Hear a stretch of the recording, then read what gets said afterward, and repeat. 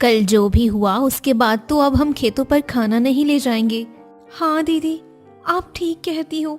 कल कमला के साथ वो सब हुआ और क्या पता किसी और के साथ भी ऐसा हादसा हो जाए, और भगवान न करे कभी किसी को कुछ हो जाए। लेकिन दीदी, हमारी बात कौन मानेगा? सभी को तो खेतों पर ही खाना चाहिए होता है। मानेंगे क्यों नहीं, हमारी भी कुछ परेशानियां हैं। हमारे पतियों को हमारी बात समझनी ही होगी, क्योंकि कल को अगर कुछ हो गया तो दिक्कत तो उन्हें भी झेलनी होगी।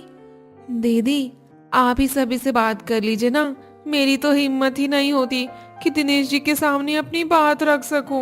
हाँ दीदी, इस बारे में आप ही कुछ करो ना। क्या बात है सुने ना, आज तुम और बाकी लोग खेतों पर खाना देने क्यों नहीं आए?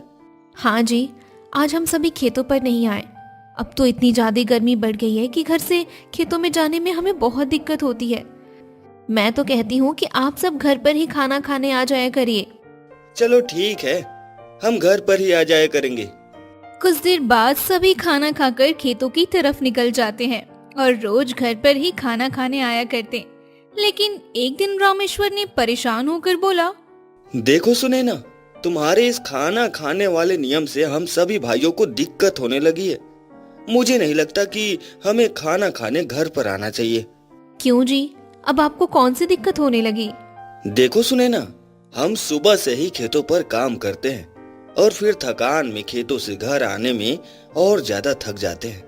हम थोड़ा आराम भी नहीं कर पाते, क्योंकि यहाँ से जाने में भी काफी समय लग जाता है।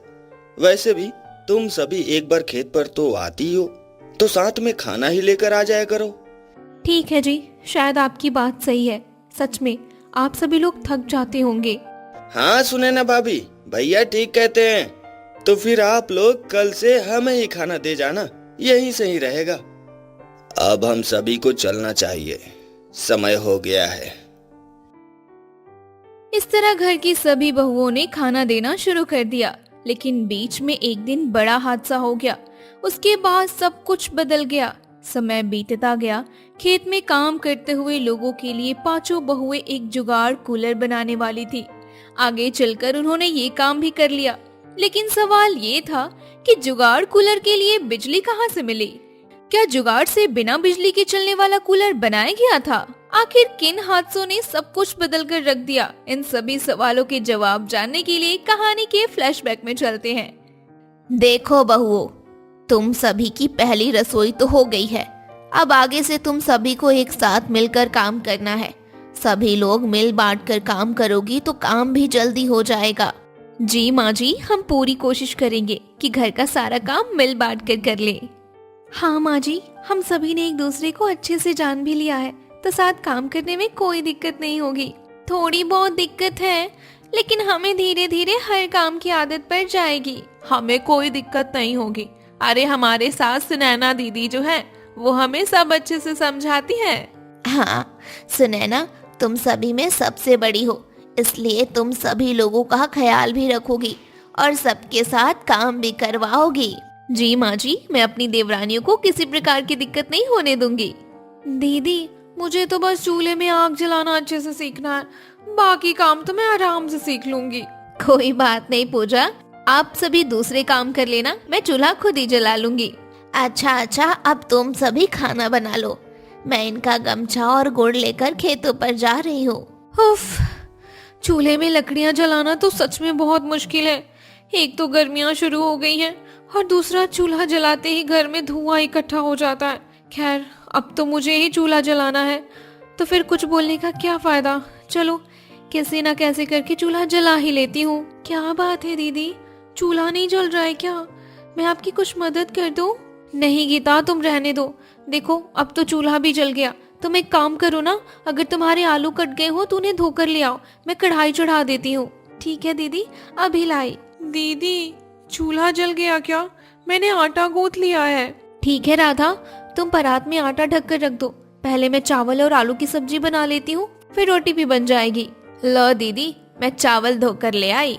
रुको, मैं पतीले में पानी ले आती हूँ, फिर आप चावल भी चूल्हे पर चढ़ा देना। ठीक है कमला। उफ, इस घर में तो अभी से ही पसीना होने लगा। अभी तो सारा खाना बनाना भी बाकी है। दीदी, मैं कुएं से पानी ले आई हूँ, मैं इसे बाहर आंगन में रख देती हूँ। हाँ ठीक है, रख दो। दीदी, आप तो अभी से पूरी पसीने में भीग जाएंगी। अब आप कोई दूसरा काम कर लो, मैं कुछ देर के लिए रसोई संभाल लेती हूँ। ठीक है गीता, मैं थोड़ी देर में बाहर से होकर आती हूँ। इस तरह से सुनैना रसोई तो संभालती है, लेकिन कुछ दिन बाद उसकी तबीयत खराब हो जाती है। इसके बाद गीता ने रसोई संभालने का जिम्मा ले लिया। दीदी, आज आप रसोई में? हाँ राधा, बड़ी दीदी की तबीयत खराब हो गई है, तो मैंने सोचा अब मैं ही रसोई संभाल लेती हूँ। तुम सब अब दूसरे काम पूरे करके रखो। ठीक है दीदी, लेकिन आप भी ध्यान से काम करना। मुझे तो पहले से ही पता था कि चूल्हे पर खाना बनाने में बहुत सी परेशानियां झेलनी पड़ती हैं। चलो ठीक है, अब मैं दूसरा काम कर लेती हूँ। उफ, सच में राधा सही कह रही है। लगता है मुझे भी चूल्हे पर दिक्कत होगी। मेरे तो अभी से पूरे शरीर में चींटियां काटने लगी। दीदी, आटा गूंथ गया, परात ले आओ क्या? हाँ कमला, ले आओ, मैं रोटी बना देती हूँ। अरे आज तो रसोई में भी कोई नहीं दिखाई दे रहा। गीता दीदी कहाँ हैं? उनके कमरे में जाकर देखती हूँ। कल चूल्हे पर खाना क्या बना दिया? गर्मी और धुएं से तो पूरे शरीर में अब तक खुजली हो रही है। अरे दीदी, आज आप रसोई घर में नहीं आई, क्या बात है? आप ठीक तो है ना? कुछ भी ठीक नहीं है राधा। पहले दिन बड़ी दीदी की तबीयत खराब हो गई और आज तो मेरे शरीर में जैसे एलर्जी सी हो रही है। ओह अच्छा, तो ये बात है। चलो आज मैं भी रसोई संभाल कर देख लेती हूँ। इस तरह से सभी बहुओं ने रसोई संभालने की कोशिश की, लेकिन हर किसी को कोई ना कोई परेशानी होने लगी। एक दिन सभी ने मिलकर फैसला कर लिया, देखो, हम सभी ने घर में रसोई करके देख ली, लेकिन हर किसी को परेशानियां झेलनी पड़ रही है। हाँ दीदी, इसका एक ही कारण है, वो धुआं और गर्मी। इसी कारण हमारी तबीयत भी खराब होती जा रही है। बिल्कुल सही कहा, और इसीलिए मैंने कुछ सोचा है। क्या सोचा है आपने? जरा हमें भी तो बताओ ना। मैंने सोचा है कि अब हम बाहर की तरफ मिट्टी का चूल्हा बनाएंगे और वहीं पर खाना भी बना लिया करेंगे। आपका सुझाव बुरा नहीं है दीदी, हम ऐसे ही खाना बनाकर देख लेते हैं, क्या पता इससे हमें ज्यादा दिक्कत ना हो। तो ठीक है, हम सभी मिलकर मिट्टी इकट्ठा करते हैं और बाहर की तरफ एक नया चूल्हा बना लेते हैं, ठीक है?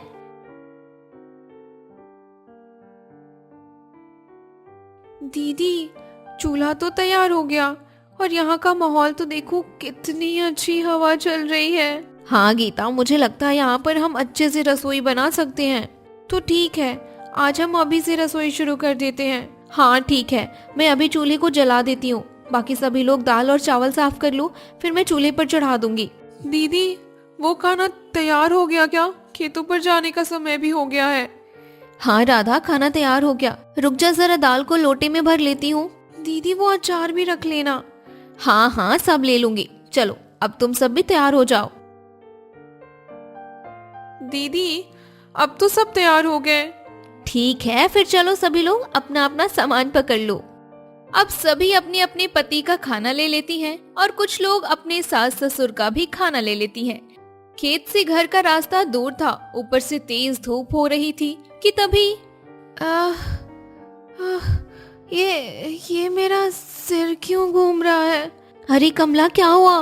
तू ठीक तो है ना? दीदी, पता नहीं क्यों मुझे चक्कर आ रहे हैं। कमला, ला अपना सामान मुझे दे दे। पूजा, थोड़ा सामान नीचे रखकर मेरा सामान पकड़ना। जी दीदी। कमला, तू यहाँ बैठ जा, पहले ले थोड़ा पानी पी ले। शुक्रिया दीदी। तुझे क्या हो गया कमला? ये सब कैसे हुआ? मैं बताती हूँ, ये सब इस धूप की वजह से हुआ है। इस धूप में हमें घर से खेतों तक जाने में सीधी गर्मी बहुत परेशान करती है। एक दिन मुझे भी ऐसे ही चक्कर महसूस हुआ था, लेकिन मैंने किसी तरह खुद को संभाल लिया था। हाँ दीदी।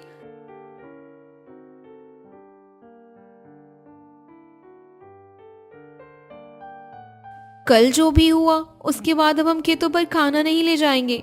हाँ दीदी, आप ठीक कहती हो। कल कमला के साथ वो सब हुआ और क्या पता किसी और के साथ भी ऐसा हादसा हो जाए, और भगवान न करे कभी किसी को कुछ हो जाए। लेकिन दीदी, हमारी बात कौन मानेगा? सभी को तो खेतों पर ही खाना चाहिए होता है। मानेंगे क्यों नहीं, हमारी भी कुछ परेशानियां हैं। हमारे पतियों को हमारी बातें समझनी ही होंगी, क्योंकि कल को अगर कुछ हो गया तो दिक्कत उन्हें भी तो झेलनी पड़ेगी ना। दीदी, आप भी सभी से बात कर लीजिए ना। मेरी तो हिम्मत ही नहीं होती कि दिनेश जी के सामने बात रख सकूं अपनी। हाँ दीदी, इस बारे में आप ही कुछ करो। क्या बात है सुनैना, आज तुम और बाकी लोग खेतों पर खाना देने क्यों नहीं आए? हाँ जी, आज हम सभी खेतों पर नहीं आए। अब तो इतनी ज्यादा गर्मी बढ़ गई है तो घर से खेतों में जाने में हमें बहुत दिक्कत होती है। मैं तो कहती हूँ आप सभी घर पर ही खाना खाने आ जाया करिए। कुछ देर बाद सभी खाना खाकर खेतों की तरफ निकल जाते हैं और अब रोज घर पर ही खाना खाने आया करते। लेकिन एक दिन रामेश्वर परेशान होकर बोलने लगा। देखो सुनैना, तुम्हारे इस खाना खाने वाले नियम से हम सभी भाइयों को दिक्कत होने लगी है। मुझे नहीं लगता कि हमें खाना खाने घर पर आना चाहिए। क्यों जी, अब आपको कौन सी दिक्कत होने लगी? देखो सुनैना, हम सुबह से ही खेतों पर काम करते हैं और फिर थकान में खेतों से घर आने में और ज्यादा थक जाते हैं। हम थोड़ा आराम भी नहीं कर पाते क्योंकि यहाँ से जाने में भी काफी समय लग जाता है। वैसे भी तुम सभी एक बार खेत पर तो आती ही हो, तो साथ में खाना ही लेकर आ जाया करो ना। ठीक है जी, शायद आपकी बात सही है। सच में आप सभी लोग थक जाते होंगे। हाँ सुनैना भाभी, भैया ठीक कहते हैं। तो फिर आप लोग कल से हमें खाना दे जाना, यही सही रहेगा। ठीक है जी, आप परेशान ना हो, हम आप लोगों को खाना खेतों पर ही ले आएंगे। भैया, अब हम सभी को चलना चाहिए, समय हो गया है।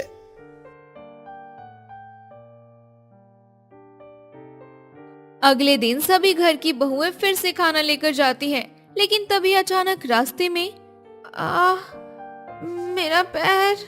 अरे राधा, तुम कैसे गिर गई? तुम्हें ज्यादा चोट तो नहीं लगी ना? ओहो, ये तो सारी की सारी दाल जमीन पर गिर गई। अब हम सबको खाने के लिए क्या ले जाएंगे? दाल को छोड़ो कमला, हमें भगवान का शुक्रिया करना चाहिए कि राधा का पैर सही सलामत है। दीदी, अब हम सभी के लिए खाने में क्या ले जाएंगे? आलू की सब्जी तो बची है ना, वही सभी को खाने के लिए दे देंगे। अच्छा राधा सुनो, तुम्हें ज्यादा दिक्कत हो तो तुम घर लौट जाओ, हम खेत के लिए चले जाएंगे। नहीं दीदी, मुझे ज्यादा चोट तो नहीं लगी है, और फिर घर पर अकेली रहकर क्या ही करूंगी। खेतों पर जाकर तो थोड़ा बहुत काम भी कर लूंगी ना। अच्छा ठीक है, चलो ठीक है, तुम खाली हाथ ही आराम से चलो, ठीक है? दीदी, आप खेत पर जाकर किसी से ये बात मत बताना, नहीं तो सब खामखा परेशान होंगे। ठीक है राधा। पापा जी, आप काम बंद कर दीजिए, चलिए सभी लोग खाना खा लीजिए। हाँ बहू, अभी आया। वैसे आज देरी कैसे हो गई? नहीं, वैसा कुछ मत बताना। कुछ नहीं पापा जी, वो चूल्हा अब बाहर हो गया है ना, तो हवा से बराबर आंच नहीं लग पाती, इसलिए खाना बनाने में थोड़ी सी देर हो गई। ओह, अच्छा अच्छा, चलो ठीक है, अब सभी के लिए खाना निकाल दो। अरे बहू, दाल कहाँ है? आप में से कोई गुड़ का रस लेगा? आज दाल खराब हो गई तो मैं गुड़ लेकर आ गई थी, अगर किसी को चाहिए तो मैं अभी रस बना देती हूँ। ओह अच्छा, चलो कोई बात नहीं। हाँ बहू, एक काम कर, मेरे लिए तो रस ही बना दे, मेरा बहुत दिनों से रस पीने का मन कर रहा था। अरे भाई, एक के लिए ही क्यों, फिर तो सभी के लिए बना दो। क्यों सुरेश, तू भी पिएगा ना? हाँ पिताजी, कोई नहीं, आप सभी के लिए बनवा लो। वैसे तवे पर सीकी रोटी मिले तो उसका स्वाद अलग ही होता है। हाँ जी, वो तो है, लेकिन घर से खेतों पर आते आते रोटी एकदम ठंडी हो जाती है। पापा जी, आपको तवे की सेकी रोटी भी मिल सकती है, आप सेकी रोटी यहाँ पर बैठकर खा सकते हैं। खेतों की ताजी हवा में खाने का मजा भी दुगना हो जाएगा। अरे बहू, तेरी स्वाद भरी बातें सुनकर तो मेरे मुंह से पानी आने लगा, लेकिन ऐसा कैसे हो सकता है? पापा जी, अगर हम यहीं पर अपनी जमीन पर मिट्टी का घर बना लें और उसके पास में ही चूल्हे बिठा लें तो कैसा रहेगा? मिट्टी के घर में हम कई दिनों का राशन भी भर दिया करेंगे और फिर यहीं पर चूल्हे पर खाने के साथ साथ रोटियां भी बनाया करेंगे। अरे वाह बहू, तूने तो कमाल का आइडिया दिया है। जी पापा जी, आप लोग बताइए, आप इस बारे में क्या सोचते हैं? दीदी, आप ठीक कहती हो, मुझे तो आपकी बात बहुत अच्छी लगी। हाँ दीदी, हमें आपका आइडिया बहुत पसंद आया, इससे तो हमारे घर से खेतों पर आने का समय भी बच जाएगा। अगर हम इस धूप में निकलने से पहले यहाँ आ गए तो हमारा कड़ी धूप में भी बचाव हो सकता है। अब आप सभी लोगों को ठीक लग रहा है तो ऐसा ही कर लीजिए। हाँ ठीक ही है, हमारे घर की औरतों को ही फायदा है इसमें। हम खेतों के एक हिस्से से मिट्टी इकट्ठा कर लेते हैं, घर तो उसी से तैयार हो जाएगा। ठीक है, तो कल से ही हम काम शुरू कर देंगे। ठीक है, हम सभी घर बनाने में आप सभी की मदद करेंगे। बाकी चूल्हा तो हम खुद ही बना लेंगे। बस इस बार एक नहीं 2 चूल्हे बनाएंगे, इससे ज्यादा चीजें जल्दी पक पाएंगी। इस तरह से सभी ने मिलकर एक मिट्टी का घर और चूल्हा बना लिया। अब खाना खेतों के पास ही बनने लगा। सब कुछ ठीक चल रहा था, लेकिन अचानक एक दिन गीता की तबीयत खराब हो जाती है। गीता, क्या बात है? मैं देख रहा हूँ तुम्हारी तबीयत कुछ ठीक नहीं लग रही है। हाँ जी, पता नहीं क्यों आजकल थकान सी रहती है। अचानक से मेरी सांस फूलने लगती है। ये सब कब से हो रहा है? ये सब मुझे 1-2 हफ्तों से हो रहा है। तो गीता, तुम्हें मुझे तो बताना चाहिए था। आपको क्या बताती जी? वैसे भी हमारे पास इतने पैसे नहीं होते कि डॉक्टर के पास दिखा सके। तुमने कैसे सोच लिया कि हमारे पास पैसे नहीं होते? मैं हर बार मुश्किल घड़ी के लिए पैसे बचा कर रखता हूँ। तुम एक काम करो, कल तैयार हो जाओ, मैं तुम्हें डॉक्टर को दिखा देता हूँ। ठीक है जी। अगले दिन डॉक्टर के पास जाकर सुरेश अपनी पत्नी के बारे में सब बता देता है। ओह, तो 2 हफ्तों से ज्यादा हो गए इनकी इस परेशानी को। हाँ डॉक्टर, आप रुकिए, मैं इनका ब्लड टेस्ट कर लेता हूँ, फिर जो भी होगा सब पता चल जाएगा। एक काम करिए, आप इनका ब्लड देकर इन्हें ले जाइए, फिर शाम को आ जाना, मैं रिपोर्ट के बारे में आपको बता दूंगा। ठीक है डॉक्टर साहब। गीता, तुम अपना ब्लड दे दो, फिर हम घर चलते हैं। ठीक है जी। शाम को डॉक्टर के पास आकर, डॉक्टर साहब, गीता की रिपोर्ट आ गई क्या? अच्छा, आप वही है ना जो सुबह आए थे? हाँ जी। देखिए सुरेश जी, आपकी पत्नी के शरीर में आयरन की कमी हो गई है और थोड़ा खून भी कम है। इसी वजह से उन्हें ये सामान्य लक्षण दिखाई दे रहे हैं। इसके लिए कुछ महीने की दवाइयाँ चलानी होगी। लेकिन डॉक्टर साहब, हम तो गरीब हैं, इतनी दवाइयाँ तो नहीं खरीद पाएंगे। ओह, मुझे पता ही था, अक्सर गरीब लोगों को यही दिक्कत होती है। अच्छा, तो तुम एक काम करो, गीता को हरी सब्जियां खिलाओ, उससे धीरे धीरे वो ठीक होने लगेगी। धन्यवाद डॉक्टर साहब, आपने मुझे एक सस्ता उपाय बताया है। चलिए ठीक है, आप अच्छे से घर जाइए और अपनी पत्नी का ख्याल रखिए।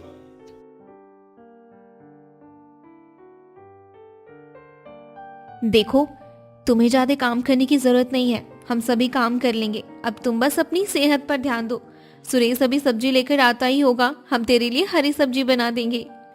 अरे सुरेश, तू ये क्या ले आया? आज हरी सब्जियां नहीं मिली क्या?